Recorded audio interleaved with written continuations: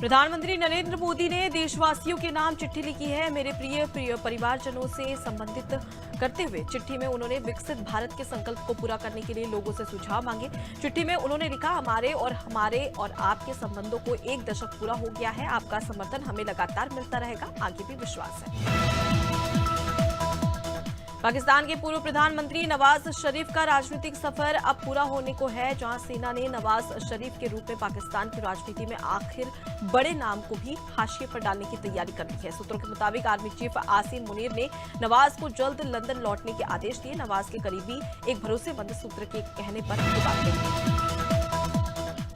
नागरिकता संशोधन कानून पर अमेरिका के बयान को लेकर भारत का जवाब सामने आया है। भारत के विदेश मंत्रालय के प्रवक्ता रणधीर जायसवाल ने कहा, नागरिकता संशोधन अधिनियम 2019 भारत का आंतरिक मामला है और इस पर अमेरिका का बयान गलत है। विदेश मंत्रालय ने आगे कहा कि जिन लोगों को भारत की परंपरा और विभाजन के बारे में इतिहास की समझ नहीं है, तो वो लेक्चर ना दें। मुख्यमंत्री अरविंद केजरीवाल दिल्ली की राउज एवेन्यू कोर्ट में पेशी के लिए पहुंचे, जहां दलीलें शुरू होते ही उन्हें जमानत मिल गई। कोर्ट ने उन्हें व्यक्तिगत पेशी से छूट देते हुए 15,000 रुपए का निजी मुचलका भरने का निर्देश दिया। आपको बता दें कि additional chief metropolitan magistrate Divya Malhotra ने केजरीवाल के कोर्ट से जाने की परमिशन दी। राजस्थान की बयाना सीट से निर्दलीय विधायक रितु बनावट ने शिवसेना शिंदे को अपना समर्थन दिया है। मुंबई में मुख्यमंत्री एकनाथ शिंदे की मौजूदगी में उनके निवास वर्षों पर आयोजित कार्यशाला में बनावट ने शिवसेना की रीति नीतियों को और साथ ही एकनाथ शिंदे की विचारधारा पर भरोसा जताया। ग्वालियर में भाजपा कार्यकर्ता संजय शर्मा और दिलीप शर्मा को ग्वालियर हाईकोर्ट से बड़ा झटका लगा है। हाईकोर्ट ने दोनों नेताओं की सुरक्षा वापस लेने के आदेश दिए, साथ ही 2 करोड़ 55 लाख रुपए की वसूली के आदेश भी दिए गए। कोर्ट में 2012 में दोनों नेताओं ने याचिका लगाकर सुरक्षा मांगी थी, जहां हाईकोर्ट ने कहा था कि बिना किसी वजह के किसी भी सुरक्षा में पुलिसकर्मियों को तैनात नहीं किया जाएगा। आगरा में विपक्षी पार्टियों ने बीजेपी से बड़ा झटका ले लिया है, जहां यहां के 8 पार्षदों ने बीजेपी ज्वाइन कर ली है। इस दौरान केंद्रीय स्वास्थ्य और परिवार कल्याण राज्य मंत्री प्रोफेसर एसपी सिंह बघेल ने सभी 8 पार्षदों को सदस्यता दिलाई। उन्होंने फूलमाला और अंगवस्त्र पहनाकर उनका भव्य स्वागत भी किया।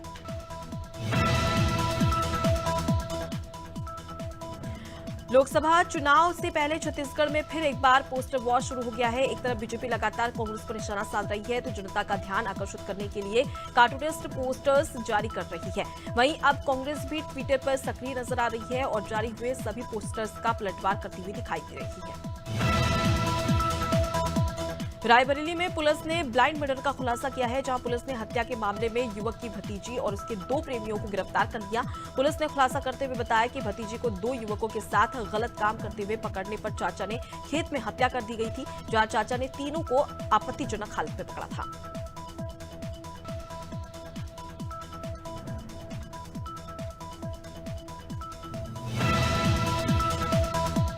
जबलपुर के सिविल लाइंस थाना क्षेत्र में पिता और बेटे की बेरहमी से हत्या कर दी गई। इस हत्याकांड का खुलासा तब हुआ जब मृतक के परिजन के मोबाइल पर वॉइस मैसेज के जरिए जानकारी दी गई। अधिकारियों के मुताबिक राजकुमार के सिर पर कई वार किए गए। वहीं मासूम तनिष्क का गला घोटकर हत्या कर दी गई। बता दें कि मृतक राजकुमार की बेटी भी गायब है। फिलहाल पुलिस मामले की जांच कर रही है।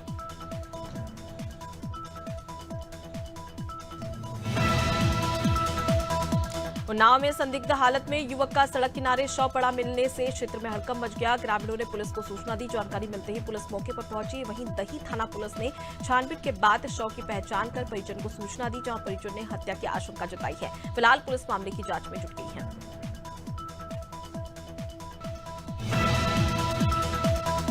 सिवनी में पुलिस कस्टडी के दौरान एक युवक की मौत हो गई। दरअसल पूरा मामला केवलारी थाना क्षेत्र का बताया जा रहा है, जहां पुलिस ने अपहरण केस में पूछताछ के लिए आरोपी आदर्श डहेरिया को थाने बुलाया था।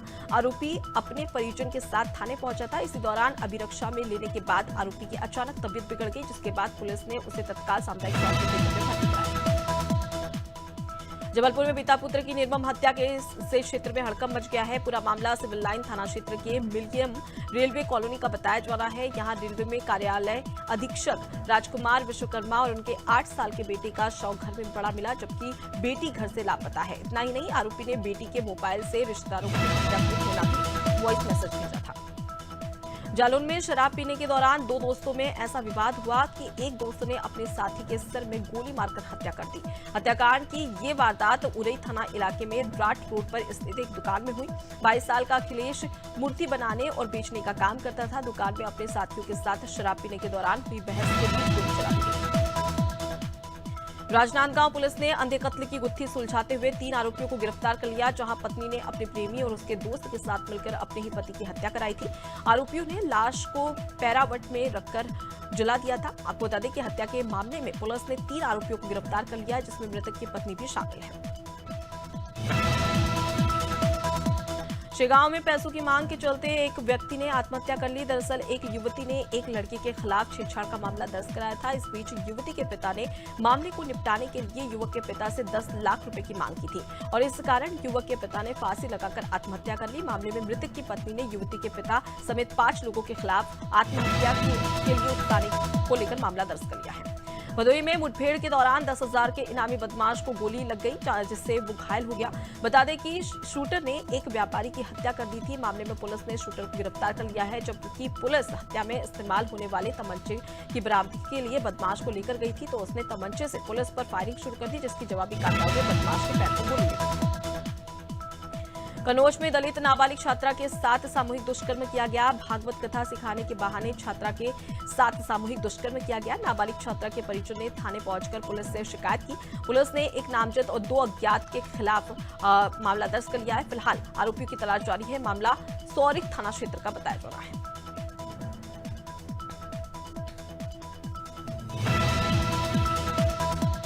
कवर्धा में एक आरक्षक ने अपनी पत्नी की जमकर पिटाई कर दी। पति पत्नी का 2 महीने से विवाद चल रहा था। महिला अपने बच्चों के साथ अभ्युदय स्कूल गई थी। इसी दौरान दोनों की मुलाकात हो गई। गुस्साए पति ने पत्नी पर लात घूंसे बरसाना शुरू कर दिया, जहां महिला के परिजन ने आरक्षक के खिलाफ सिटी कोतवाली में मामला दर्ज कराया है। महिला को गंभीर हालत में जिला अस्पताल में भर्ती कराया गया है।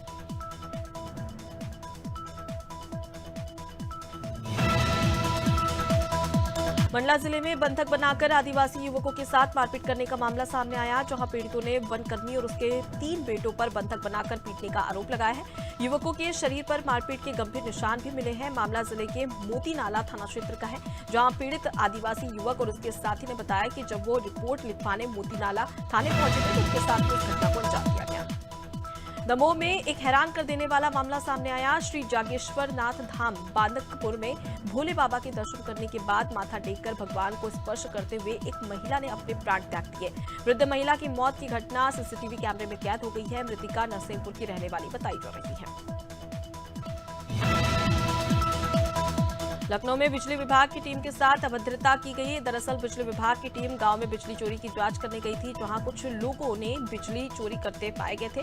जब कर्मचारियों ने उनसे बिजली बिल जमा करने के लिए कहा, तो गांव के कुछ लोगों ने बिजली विभाग की टीम के साथ अभद्रता की। वहीं कुछ लोगों ने कर्मचारियों से मारपीट की। कर्मचारियों ने पुलिस को सूचना दे दी। फिलहाल जांच की जा रही है। मुरादाबाद में सिंचाई विभाग के कर्मचारी की रिश्वत लेते हुए रंगे हाथों गिरफ्तार कर लिया। बता दें कि तहसील ठाकुर द्वारा में सिंचाई विभाग के कर्मचारी को एंटी करप्शन टीम ने पकड़ा था, जहां पीड़ित ने एंटी करप्शन टीम से शिकायत की थी कि सिंचाई विभाग में कार्यरत कर्मचारी ने नहर पर पुलिया डालने के एवज में रिश्वत की मांग की थी, जिसके बाद एंटी करप्शन टीम ने कार्रवाई की है। महासमुंद के सिंघोड़ा पुलिस के हाथ बड़ी सफलता लगी है, जहां पुलिस ने 2 गांजा तस्करों को गिरफ्तार कर लिया। आरोपियों के कब्जे से 140 किलो गांजा, 3 मोबाइल समेत कार बरामद कर ली गई है, जिसकी कीमत करीब 57 लाख रुपए बताई जा रही है। सिंघोड़ा पुलिस और साइबर सेल की संयुक्त टीम ने वाहन चेकिंग के दौरान कार से गांजा भी जब्त किया। फिलहाल आरोपियों को गिरफ्तार कर लिया गया है। प्रयागराज में थाना घूरपुर पुलिस, राजस्व विभाग और आबकारी की संयुक्त टीम ने अवैध अफीम की खेती करने वाले 3 आरोपियों को गिरफ्तार कर लिया। पुलिस ने आरोपियों के कब्जे से 57 किलो 600 ग्राम अवैध कच्ची अफीम के पौधे और फल बरामद कर लिए, जिसकी कीमत करीब 50 लाख रुपए बताई जा रही है।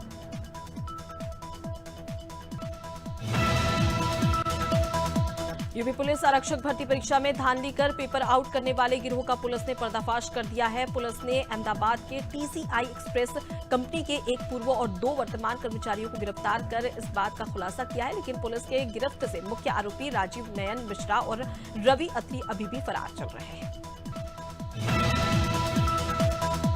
कन्नौज में आबकारी की टीम ने मेडिकल स्टोर पर छापा मारा, जहां टीम ने मेडिकल स्टोर पर नशीली और प्रतिबंधित दवाइयों की तलाशी ली। दरअसल होली और आगामी लोकसभा चुनाव को ध्यान में रखते हुए चेकिंग अभियान चलाया जा रहा है। जिला आबकारी अधिकारी डॉक्टर परमेश द्विवेदी की अगुवाई में यह अभियान चलाया गया।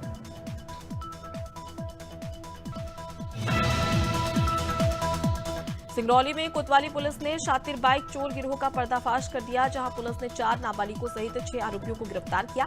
उनके पास 9 बाइक बरामद कर ली गई है, जिसकी कीमत करीब 20 लाख रुपए बताई जा रही है। आपको बता दें कि कोतवाली थाने में कुछ दिनों के अंदर ही 5 बाइक चोरी की घटना को अंजाम दिया गया था।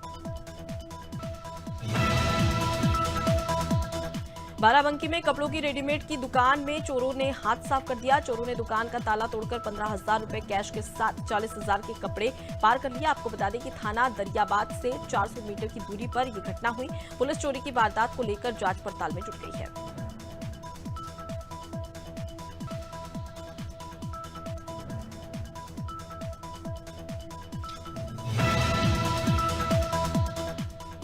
बहराइच के कोतवाली देहात इलाके में एक मशहूर होटल के निर्माणाधीन छत गिरने से हड़कंप मच गया। अचानक छत के गिरने से 8 श्रमिक मलबे में दब गए। सूचना मिलते ही पुलिस मौके पर पहुंची और आनन फानन में बचाव कार्य शुरू कर दिया गया। 6 घंटे चले रेस्क्यू ऑपरेशन में मलबे में सभी मजदूरों को बाहर निकालकर उन्हें अस्पताल भेज दिया गया है, जहां पर उनका इलाज जारी है।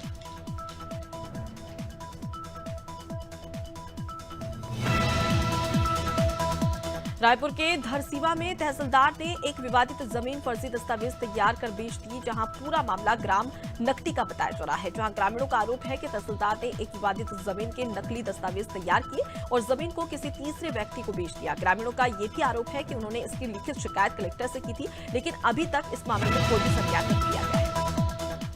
शाहजहांपुर में बीजेपी पार्षदों ने थाने के गेट पर जमकर हंगामा काटा और धरना प्रदर्शन किया, जहां पुलिस पर आरोपी के खिलाफ मामला दर्ज नहीं करने का आरोप लगाया गया। पार्षद नरेश मौर्य का आरोप है कि नशे में धुत आरोपी कौशल ने उनके भतीजे को रोका और उसके साथ गाली गलौज की। इसका विरोध करने पर आरोपी ने अपने दोस्त के साथ मिलकर मारपीट शुरू कर दी।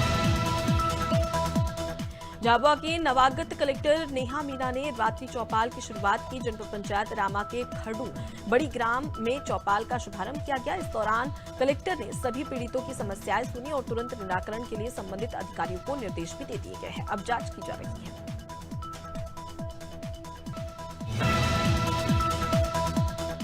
उमरिया में नवागत कलेक्टर धर्मेंद्र कुमार जैन ने पदभार ग्रहण कर लिया है। इसके बाद कलेक्टर शक्तिपीठ माता बिरासिनी के दर्शन करने पहुंचे। इस दौरान कलेक्टर ने मीडिया से चर्चा की। उन्होंने कहा कि माता बिरासिनी के दर्शन कर जिले के विकास और सुख समृद्धि की प्रार्थना की है। वहीं उन्होंने अगले महीने नवरात्रि पर विशाल मेले की तैयारियों को लेकर भी बेहतर व्यवस्था की बात की। आगरा में थाना सदर पुलिस ने सराहनीय कार्य किया है। आपको बता दें कि बेटी के साथ आगरा घूमने आई कनाडा की युवती ऑटो में अपने पर्स भूल गई थी, जहां पर्स में वीजा समेत कई अन्य महत्वपूर्ण दस्तावेज मौजूद थे, जिसके बाद युवती पासपोर्ट और वीजा पाने के लिए आगरा से दिल्ली कनाडा एम्बेसी लेकर चक्कर काट रही है। आपको बता दें कि बड़ी मुश्किल के बाद उसे उसका पर्स मिल गया।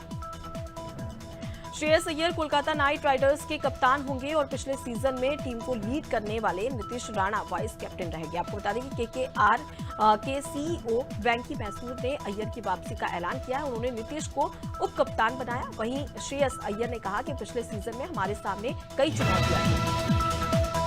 हरियाणा के रोहतक की अंतर्राष्ट्रीय पहलवान रितिका को प्रधानमंत्री नरेंद्र मोदी ने पत्र लिखकर शुभकामनाएं दी है। रितिका अंडर 23 वर्ल्ड चैंपियनशिप में गोल्ड मेडल जीतने वाली पहली भारतीय महिला पहलवान है। उनका पेरिस ओलंपिक के लिए चयन हुआ है। पीएम मोदी ने अपने पत्र में लिखा है कि बेटी हर भारतीय की उम्मीद तुमसे है और उनकी शुभकामनाएं तुम्हारे साथ है। श्रीलंका ने बांग्लादेश को दूसरे वनडे में 3 विकेट से हरा दिया। चट्टोग्राम में बांग्लादेश ने 7 विकेट पर 286 रन बनाए। श्रीलंका ने 47.1 ओवर में 7 विकेट के नुकसान पर टारगेट हासिल कर लिया। श्रीलंका से ओपनर पथुम निसांका ने 114 रन बनाए।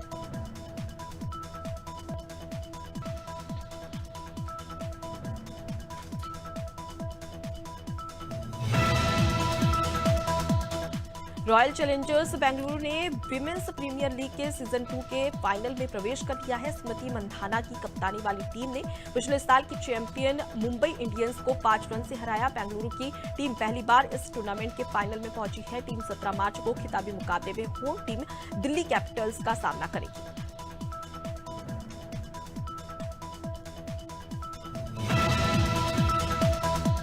चैंपियंस ट्रॉफी 2025 पाकिस्तान में होगी, जहां भारत के यहां मैच खेलने पर फिर संशय है।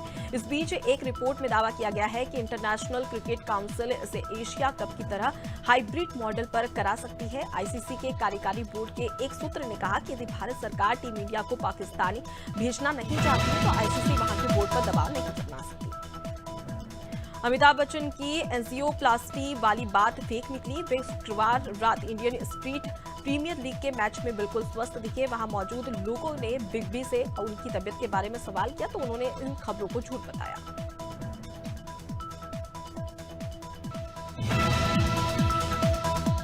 आमिर खान ने शुक्रवार को अपना 59वां बर्थडे सेलिब्रेट किया। इस दौरान वो इंस्टाग्राम लाइव सेशन के जरिए फैन से मुखातिब भी हुए। यहाँ एक फैन ने शाहरुख और सलमान खान के साथ मिलकर काम करने पर सवाल किया। इस पर आमिर ने जवाब दिया कि वो तीनों भी एक साथ फिल्में करने के लिए तैयार हैं।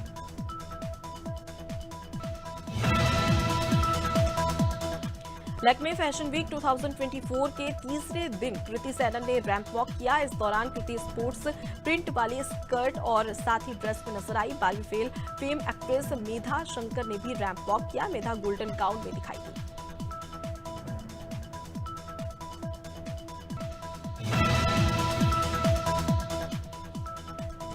मौसमी चटर्जी हाल ही में एक इवेंट के दौरान जया बच्चन पर तंज कसती हुई नजर आई। उन्होंने पेपराजी को मुस्कुराते हुए पोज दिया और खुद को जया बच्चन से बेहतर भी कहा। दरअसल मौसमी चटर्जी हाल ही में एक इवेंट में पहुंची। वहां मौजूद पेपराजी को देखकर वो थोड़ा भड़क गई। इस पर किसी ने उनकी तुलना जया बच्चन से की। साउथ एक्ट्रेस सामंथा रुथ प्रभु ने सोशल मीडिया पर लोगों को गुमराह करने का आरोप लगाया जा रहा है। आपको बता दें कि दरअसल कुछ दिनों पहले सामंथा ने सोशल मीडिया पर एक वीडियो शेयर किया था। वीडियो में एक्ट्रेस एक मेडिकल एक्सपर्ट के साथ लीवर डिटॉक्स के बारे में जानकारी देते हुए नजर आई थी। इसी बीच एक पोस्ट भी सामने आई जिसमें इसे झूठ बताया गया है।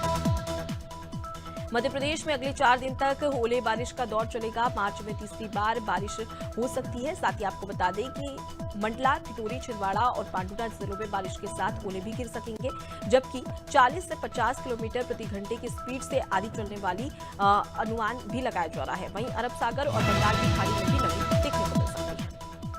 झारखंड में मौसम का मिजाज बदल रहा है। मौसम विभाग ने आज से लेकर 19 मार्च तक के लिए येलो अलर्ट जारी कर दिया है। इस दौरान बादल गरजने, आकाशीय बिजली गिरने और बारिश के आसार है। इस दौरान हवा की रफ्तार भी 30 से 40 किलोमीटर होने की संभावना है। वहीं मौसम विभाग ने आज राज्य के दक्षिणी और निकटवर्ती मध्य भाग में कहीं कहीं गर्जन के साथ हल्की बारिश होने की संभावना जाहिर की है। बिहार के मौसम में तेजी से बदलाव देखने को मिल रहा है। पटना में शनिवार की सुबह गरज के साथ बूंदाबांदी हुई। इसके बाद मौसम सुहाना हो गया। हालांकि मौसम विभाग का कहना है कि प्रदेश के कई जिलों में पारा अब तेजी से चढ़ेगा। पिछले 24 घंटे के दौरान वैशाली और खगड़िया का अधिकतम तापमान 36.3 डिग्री सेल्सियस दर्ज किया गया है। हल्के बादलों की आवाजाही के बीच आज सीकर में रात के तापमान में 1 डिग्री की गिरावट दर्ज की गई है। सीकर में रात का तापमान 10 डिग्री से कम रिकॉर्ड किया गया है। फिलहाल मौसम विशेषज्ञ की माने तो सीकर में 4-5 दिन मौसम ड्राई रहने का अनुमान है। आपको बता दें कि यदि आज से तापमान की तो सीकर के कृषि अनुसंधान केंद्र फतेहपुर पर न्यूनतम तापमान 9.3 डिग्री दर्ज किया गया है।